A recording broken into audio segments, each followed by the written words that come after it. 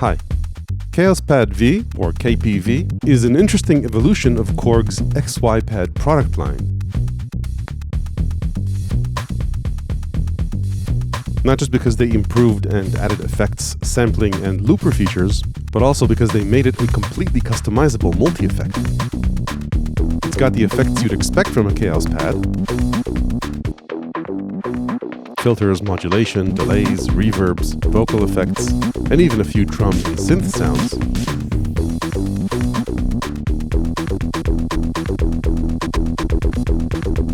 But if you're brave enough to dive into its menus, you can customize its effects, or make entirely new ones of your own, kind of like a modular synth. Improvements have also been made on the hardware side. The screen is now a dual-touch RGB screen. It's got USB audio, better I/O, and more.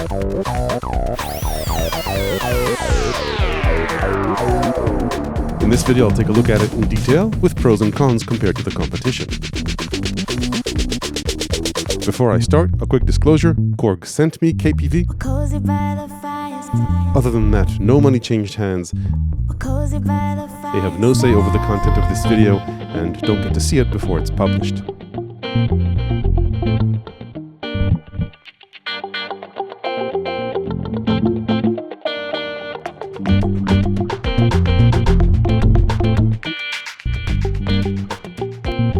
Okay, let's start with an overview. Front and center is the new full-color RGB pad. It's very responsive, and it's dual touch. The first touch sends a pair of XY values to an effect, and if you touch it with another finger, you can send another XY pair to control the same or a different effect if second touch is enabled for that program. KPV is both an audio effect and in some presets an audio generator for either drum sounds or a few synth style sounds. You can't really play these chromatically. And of course, it's also an effects machine. You can apply real-time effects either to external audio, whether that's audio coming in through the line inputs, over USB, or through the mic or guitar input. And of course, it can also apply effects to audio in any one of the 4 internal sample banks. These banks can hold either loops or one-shot samples up to 26 seconds long. By default, an effect will work only for as long as you hold your finger on the XY pad, but you can choose to hold the effect. Even a dual finger effect. And there's also a gate function which automates repeated taps on the pad. More on that later. Each effect is really a multi-effect made up to 5 different effects modules. So when you load up a preset, you're really loading up to 5 different effects. So say if this is a looping effect, it might also contain a reverb or anything else. Same goes for the reverbs. They may contain a filter or a pitch shifter. Same for the delays. The delay can include a delay or reverb. Not all the effects, by the way, are multi-touch. See, this has both a filter and a delay. This comes with over 170 presets organized into categories of filters, modulation, distortion, LFOs, delays, reverbs, looping effects, vocals, drums, synths, and user effects, which you can program. You can store up to 100 user effects, and you can hop between 8 presets quickly. I'm sure Korg's going to put a lot of demos on their website, so I won't go through all the 170 plus presets, but maybe just briefly, you can see filtering effects. Let's hop between these. And there are all kinds of distortion effects. You can see the name scroll by.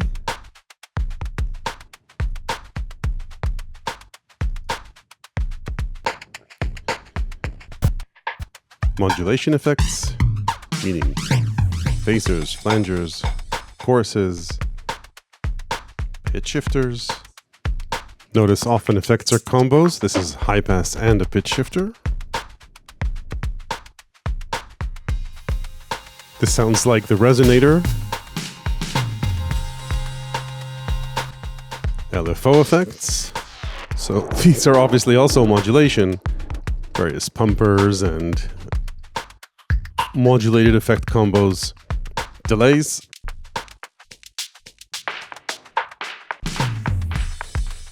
Plenty of reverbs.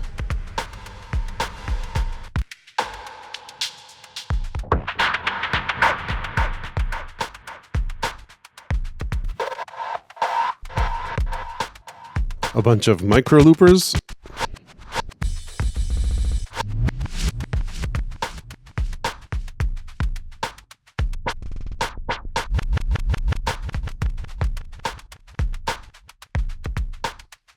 You can move between categories, by the way, with Shift and the program knob. Then there's a bunch of, I'm not sure what these are, odd combos.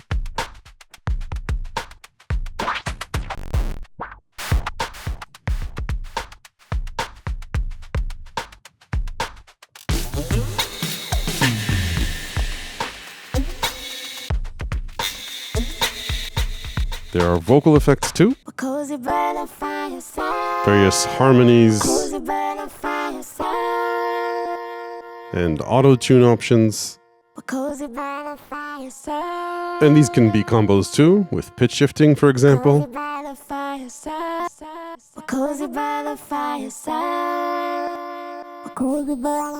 Sometimes to the extreme.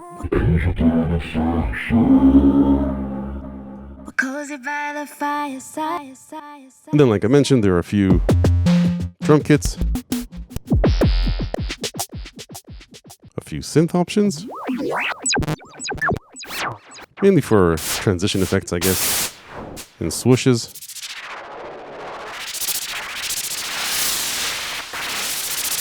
And that's pretty much it. You can also make your own effects. Now, creating your own user effects, and you can also customize the existing effects, requires a lot of patience and menu diving. But if you're willing to go through that, what you've got access to is pretty comprehensive. I'll go through this in detail later, but just to give you a taste of it, for example, this drum program is actually a combination of 4 different effects. So if we go into Program Edit, you can see it's got an analog oscillator in effects slot 1, and a distortion in slot 2, and a filter in slot 3, and a decimator in slot 4. And no effect in this case in slot 5. Each of these effects has their own parameters. We'll get to that later. Then you've got 4 LFOs, 4 envelope generators, 2 envelope followers. We've got a whole mod matrix to patch the LFOs, envelopes, and XY touch points. And it's got a matrix mixer to route audio from the effects to the output or to each other. Moving on, like I mentioned, we've got 4 sample banks. These can include loops or one-shots. And the loops can play alongside each other. There's no time stretching. So if we slow tempo down, everything will repitch, either down or up. One-shots don't repitch, by the way. So to keep things in tune, we need things at the original tempo. Or repitch the one-shot, which we can as well. I'll show you that later too. You can sample one-shots or loops from any of the inputs and use it as a 4-track looper with some limitations I'll talk about later. This also includes resampling of audio and overdubbing into loops. Once you've loaded up samples into the sample banks, you can save them onto an optional SD card, either as individual samples or as entire scenes. You can store up to 10 scenes, which are sort of like the entire status of the device, on a single SD card. You can also import samples into a folder. I think this can access about 100 samples at a time. Then to continue with the overview, this small screen is a 4-character 7-segment LCD, which occasionally comes up with odd letters, but often you'll get the patch name or the parameter name scrolling on the bottom as well. This program knob is an endless push encoder, so by default you use it to go back and forth between the tempo and the preset name. But if you go into a menu, you'll use it to select menu items and to dive in. Shift will always get you out of a menu, and sometimes when this button lights up, you can go up 1 menu level. FX depth works as a dry-wet control for the effect. So this is totally dry. And this is what? This controls the input volume of whatever you're sampling or applying an effect to. This three-way switch moves you between sampling through the mic/guitar input to sampling or applying an effect to the line input and USB, or to both. There's a peak LED to show you if you're coming in too hot. Many of the effects are tempo synced. You can either tap tempo or just set it manually.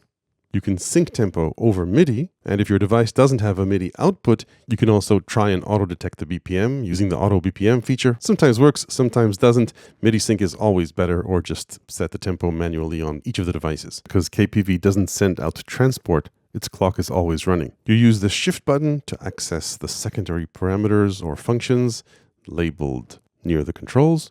The fader on the left controls 4 parameters. By default or unshifted, it's the levels of all the samples together. You can control the mix between the samples, by the way, using Shift and Bank. Then with Shift, it controls the effect release time. So if we apply an effect, it may have its own release, but it sort of just ends abruptly sometimes. If we increase the effect's release time, we'll get a kind of ebbing and flowing delay regardless of the effect type. That fades out based on the release time.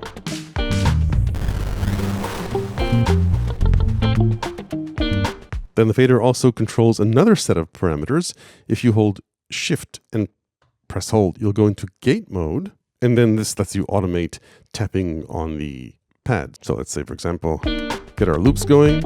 If I tap here, you'll notice the effect go back and forth, on or off, based on the pulse width. That's the T parameter of a square wave or a pulse wave. And using Shift, you control the tempo sync rate of this modulating pulse width LFO. If I choose a different effect, it might be more extreme. So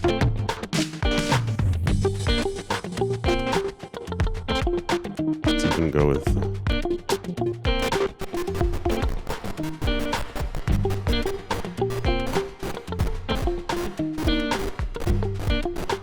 so it works for some effects, maybe for others it doesn't.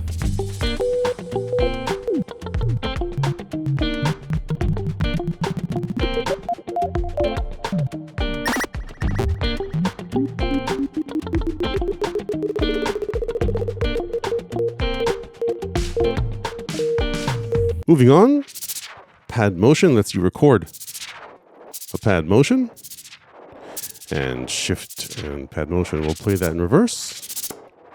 And you can save these motions as well. Mute will mute any audio coming into an effect. Some clickiness to be resolved here. And then with Shift, it'll stop the samples. Then finally, for the panel tour, by default, these buttons quickly load up any programs you want to program into them as shortcuts. With Shift, you can use them to choose which sources you apply the effects to and go into each of these menus. They also have a bit of extra functionality in sample slicing mode, more on that later. In terms of build, Korg literally didn't break the mold. It's the same exact sturdy build and enclosure and size as the Kaoss Pad 3, 3 Plus, and K-Oscillator. Seems like excellent quality, no complaints. In terms of I/O, you've got on the back stereo RCA line inputs and outputs, so get your adapters ready if you need them. There's USB Type-B for MIDI, file transfer, and stereo audio over USB. USB in and out, full-size MIDI in and out. There's a little send switch in the back which lets you choose whether you want to use this as an effects send only in your mixer, in which case it won't route the input audio through the output. On the front is a balanced mic and unbalanced guitar input jack with gain control. There's a switch on the bottom to select between mic and guitar levels. And on the left is a 1/4-inch stereo headphone output with a volume control. There's an SD card slot in the front, SD card not included. You'll need to get one to load samples into the sample banks and to save samples back onto the card, and it accepts cards up to 32 gigs. Okay, so those are the basics of how you apply effects to live external audio and the internal audio in the sample banks. You can load up samples from the card using the load function and choose either the entire machine state, a program, global parameters, or samples into slots A, B, C, and D. Once you choose slot, you can choose one of a few folders, samples you save using the device, and samples you put on the SD card. When you dive into this menu, you can preview the samples by pressing them, and you'll see the WAV file name over here.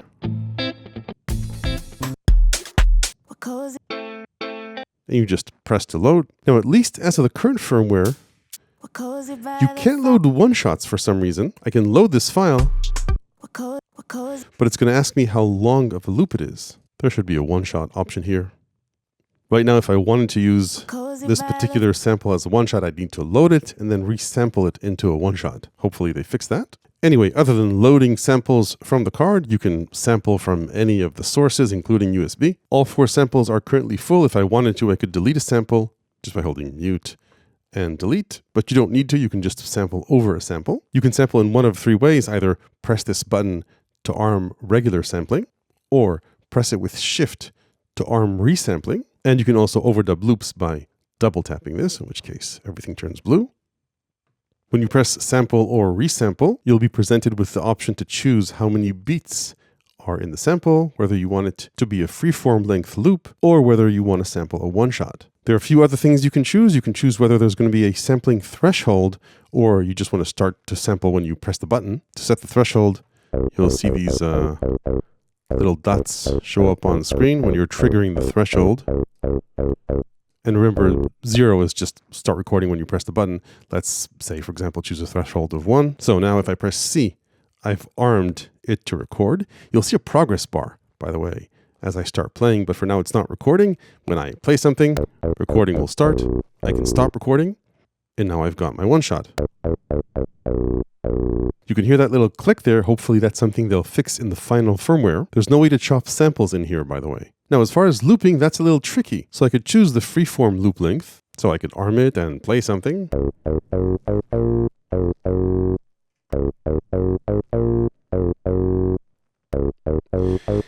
You hear that click again, hopefully it'll fix that.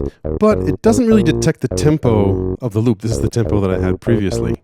So if I wanted to record another freeform loop alongside this, I'd have a hard time keeping them in sync, which is great for phasing ambient loops, by the way. If you want to record multiple layers that stay in sync with the other layers, your best bet is to choose one of the fixed loop lengths. You choose the number of beats here. These do align to the tempo of everything else, but there is another tricky aspect here that the tracks might get out of alignment based on how and when you start recording them. There's a way to alleviate this, but first let me show you how it works.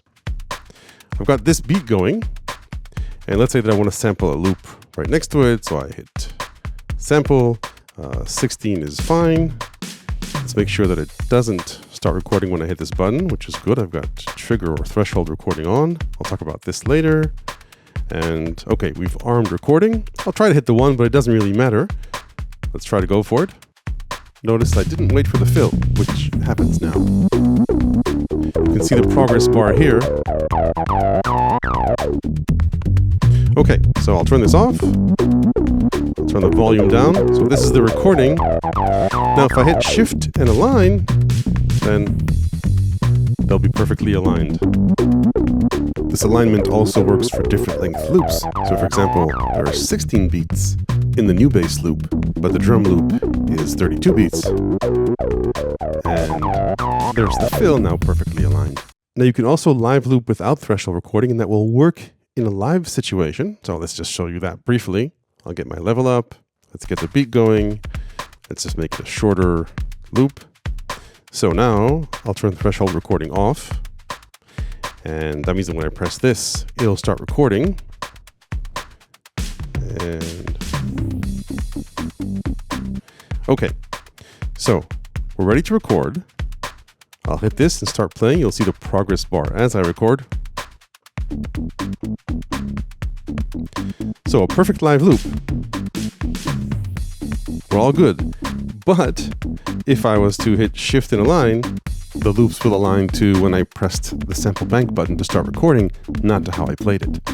So that's where I said this doesn't behave like a regular looper does. A regular looper will typically wait for the 1, that's that red blink here, or just keep the loops aligned regardless. Okay, let's move on and talk about overdub. For that, we need to press this button twice. We're basically ready to overdub once we choose our loop. We can't choose this because it's a one-shot. You can only overdub onto loops.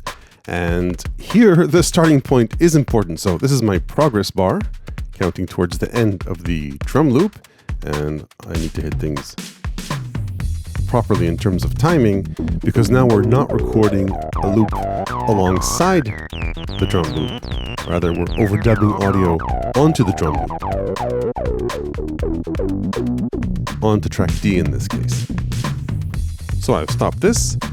I've got my recording here. And if I didn't like it, I could just long press this to undo. So that's pretty nice.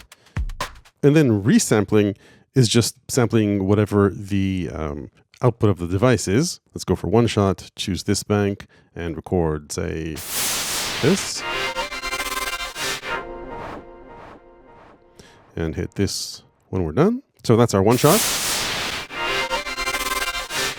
Let's talk a bit about playback modes. So if I go hit, shift, and edit, beyond the mixer page, which I talked about earlier, we've got two more pages. Slice for loops, we'll talk about that in a second. And then there's a third and final page with playback options, which is different for one-shots and loops. For one-shots, we've got control over pitch, an octave down and up. We can reverse the sample. Let's make it a bit faster. Even midway. And then we've got two playback options, either one shot or gate. So gate means that it'll play as long as we press this button. Or in reverse.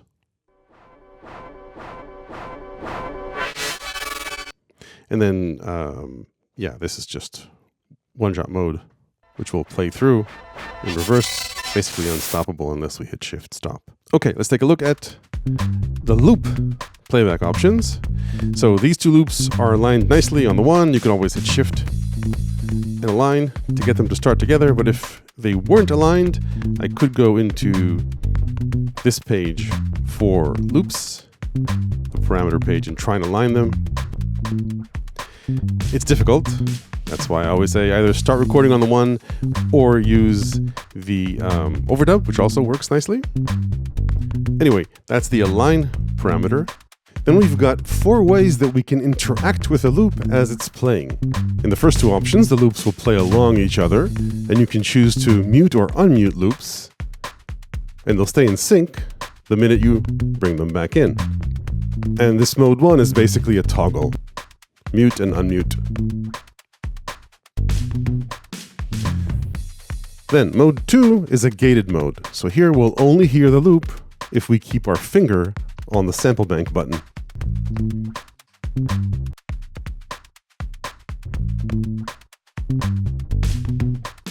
Now, modes 3 and 4 are the dangerous ones for loops because they'll re-trigger the loop every time you hit a button.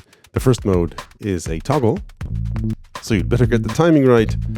And then the second or fourth mode is a gate mode. The loop will play only for as long as you press a button, but it will restart every time.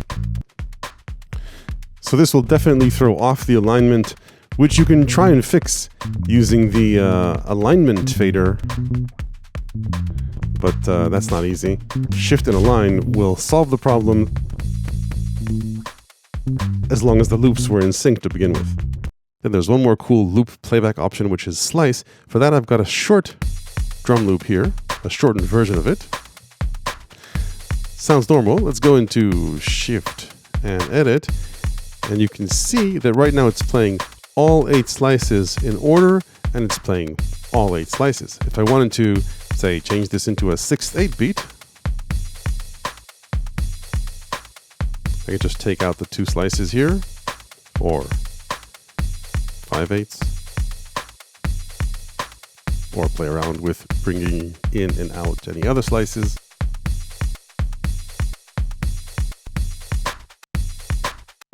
So this is a fun way to create new beats. Now there are actually 2 options behind this. So up until now we've just been removing steps from the loop, but if we go to page 3 of the settings, we can choose to just mute the steps. So now the loop will remain 8 slices long, It'll just have some steps muted as opposed to skipping the steps. Anyway, that's nice. And then this is the grid where you choose which slice plays in what order. So for example, I could go just all hi-hats, or maybe add 2 kicks here. And we can kick things up a notch by reversing a step to lead into the one. Yeah, or just mess around with this any way that I want with a loop order. So this is the proper loop order, not reversed. But yeah, we can have it any way we want and reverse whatever we want. This grid basically lets you choose which slice you play at which point in the loop. Okay, let's dive a little bit deeper into how the multi-effects are built. One way to explore this without menu diving is to turn on effects toggle. So if we go into here and choose effects toggle, you'll notice the color of these pads change. Remember, each program or master effect is actually 5 effects. So these pads now turn off effect 1, effect 2, effect 3, and effects 4 and 5. As I go between the different effects, you can see some have fewer active effects than others. But let's say go to this one, which has a lot. So by default, it does this. Without knowing what each of these does, we can just explore turning them off. So this is the looper. So if that annoyed us, but we really like the rest of this effect, we could just turn this off and just explore, leaving or taking out different aspects of this effect or any other effect.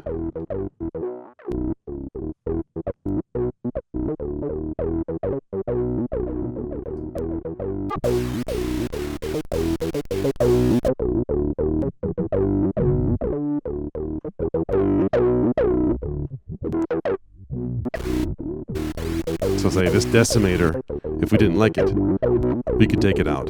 So it's a nice way to explore effects without diving in. Now, a full tutorial about how to make your own effects would take way too long, so let's not do that. But I do want to go a bit into the details of how these are built. Let's start with a simple filter effect. So this basically does this. And let's say that we wanted to add a reverb to this effect. To edit an effect, we need to hit Shift Mode and choose Edit. You can see effects slot 1 has a filter, effects slot 2 has nothing, and there's nothing else in all the other slots. If we wanted to dive into a slot, you just press into here, and this is a confusing one. These are the up to 12 parameters of the effect. You can touch these to see what they are. So this is dry wet, this is the input level, this is the filter type, this is the cutoff frequency, resonance, and so on, additional parameters. Say, for example, if we weren't happy with the resonance on this, we could just increase the resonance. So now, that's a lot. Take it down a bit. Anyway, slots 1 through 5 are for effects. This tab shows us modulators, like I mentioned earlier. This tab shows us the patch matrix. And this tab shows us the audio matrix. Let's go ahead and add our reverb. So we're effect slot 2. There's no effect selected here. We can start going through the effects. We've got the analog oscillator, sample oscillator, and a whole bunch of other effects. Let's go for, where are you at? The reverb. Reverb. So as you can see, it's got a bunch of parameters, and we're not hearing it yet because we didn't hook it up. And by the way, if we want to hold the preview of the effect, you need to leave the hold finger before you leave the effect finger. Anyway, we're not hearing the reverb even though the dry wet is up and the send is all the way, and that's because it's not patched in the signal path. So this is a bit complex. Very briefly, these are levels of incoming audio going into each of the effects. So for example, this is incoming audio going into effect 1. You can see its level is pretty high. That's why we're hearing it. And there's no multi-touch here, so I could edit the value like this. And this is the value of the filter going to the output. You can also pan the filter, by the way, if we wanted.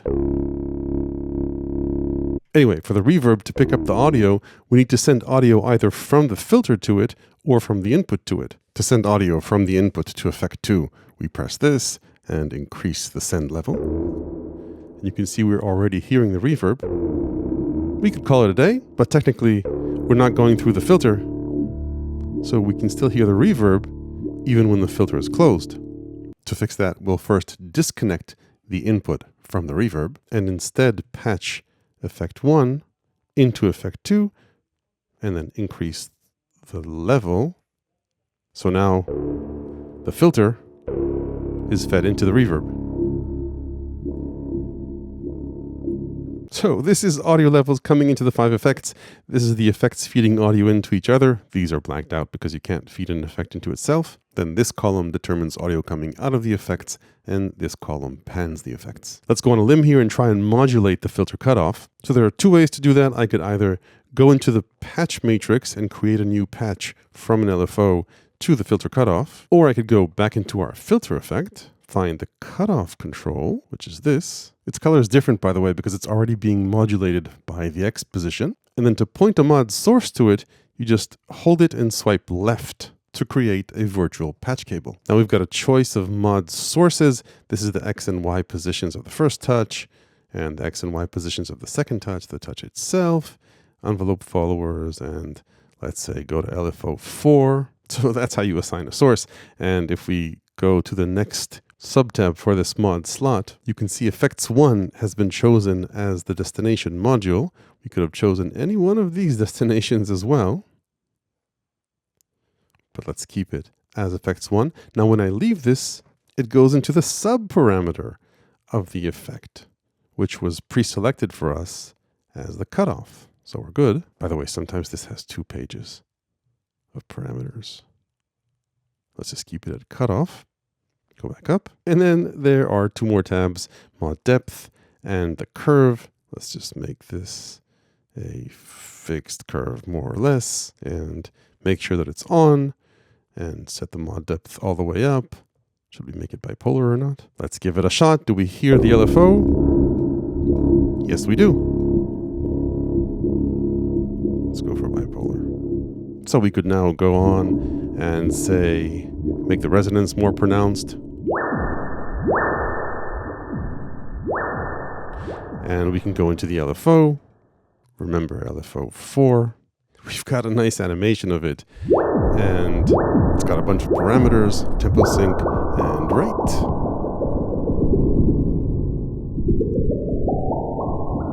And that's basically how easy it is. I'm kidding, of course. It's not. It's very menu divey. This, by the way, is our patch matrix. As you can see, there are quite a few mod slots taken up in this patch. Every 2 squares represent a virtual patch cable connecting one source to one destination. Every such connection has a source, a destination module, destination parameter, and mod depth and curve. Obviously, it would have been nice had there been a librarian or editor for this, so we could edit these patches on our computers. I asked Korg, they said there's no editor for patches, at least not as of now. However, they are planning to release a librarian which lets you manage various KPV settings and transfer presets and files back and forth. Before we head out to the pros and cons, there are quite a few settings here. You can load, save, format a card, and you can add a MIDI filter to not receive or send various messages. And you can customize the, say, animation or the screensaver here and change the color of the 2 multi-touch dots. There are a bunch of global parameters. There's a USB drive mode and various other settings. Okay, let's talk about pros and cons for KPV, and that depends on who you view as a competitor and what form factor you're interested in. There's no lack in the market for options. For example, a used MPC-1, which could cost the same, also has an XY pad, has a much more high-res and user-friendly screen, plenty of effects, can loop and sample and everything else an MPC does, but is bigger and has overall a bit more of a learning curve. Then there's the SP404 Mark II, also with sampling and effects, add sequencing on top of that, though no XY pad and no programmable multi-effects. Then there's Korg's own NTS3, also with an XY pad, with 4 full effects and programmable effects which can go beyond the editing you can do here, but you need to know how to code or hope someone else did for that. Whereas here you can build your own effects with LFOs, envelopes, and everything else built in. And the connectivity, controls, and overall ruggedness is much better here. Other potential competitors are multi-effects pedals, though rarely do they have 4 looping or sampling tracks, or better loopers, but perhaps without the effects options. So where does KPV sit in all of that? I think pros for KPV are the variety of the effects, including vocal effects, and the immediacy and programmability of it if you have the patience for menu diving, as well as the 4-track looper and sampler. And then assuming you're okay with this, of course, the immediacy of this dual touch control is a pro as a way to get quick results. On the cons side, there's no sequencing here unless you count the sample slicer, which is simple but fun. There's no deep and accurate sample editing. This 7-segment display is a limitation, despite the fact that you do get higher resolution names scrolling below. And then overall, KPV isn't cheap for what it does. Regarding the programmability of effects, that's such a major feature with the multiple engines and their parameters and modulators and mod matrix, but the interface to access it does require patience. I think that if Korg or someone else comes up with a computer editor for this, it'll unlock KPV as a standout effects machine. Then I have a few wishlist features to round things out. In terms of looping, I'd like to be able to loop like other loopers, meaning that the 4 tracks stay in sync and you don't have to align them to get things right or start on the one for that to even be possible. You can still use this as an excellent 4-track looper as long as you're aware of the potential potholes on the way. For example, there's no metronome here, which is essential if you want to start looping from scratch aligned to the internal tempo, which is important. Though you could create a simple metronome by recording a very short repeating loop into one of the tracks. There are a few things I mentioned along the way, like clicks here or there that they need to fix, and no way to load a one-shot sample, only loops, which is kind of odd. Also, it would be great to be able to play the synths with external MIDI, as opposed to using the imprecise XY pad. There's no proper time stretch or pitch shift here, and no headphone cue options. And finally, I'd love to see an option to have variable sends for each of the tracks to the effects, kind of like how there's a mixer here. Have a send option to the effect, so we don't send all the tracks to the effect, but rather just the ones we want and the amounts that we want. So that's it for KPV. If you liked the insights in this video, there are plenty more in my ever-expanding book of electronic music ideas, tips, and tricks, available to the people who support this channel on Patreon. Hit like if this was useful. Ring the YouTube bell below if you want to make sure you don't miss the next one. Thanks for watching.